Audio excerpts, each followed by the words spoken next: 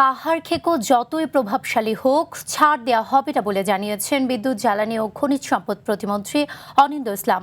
সকালে ভয়াবহ বন্যা ও পাহাড় ধসে ক্ষতিগ্রস্ত কক্সবাজারের বিভিন্ন এলাকা পরিদর্শন শেষে তিনি একথা জানান।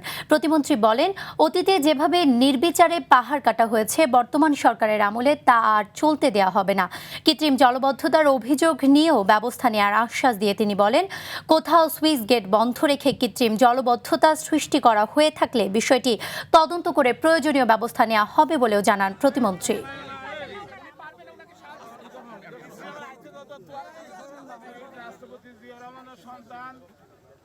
ফ্যাসিস্ট রেজিমে যেভাবে দেধারসে পাহাড় কাটা হয়েছে এবং বিভিন্ন ইন্ডাস্ট্রির নামে পাহাড়কে ধ্বংস করা হয়েছে, এই নির্বাচিত সরকারের সময় এই ঘটনার পুনরাবৃত্তি ইনশাআল্লাহ ঘটবে না।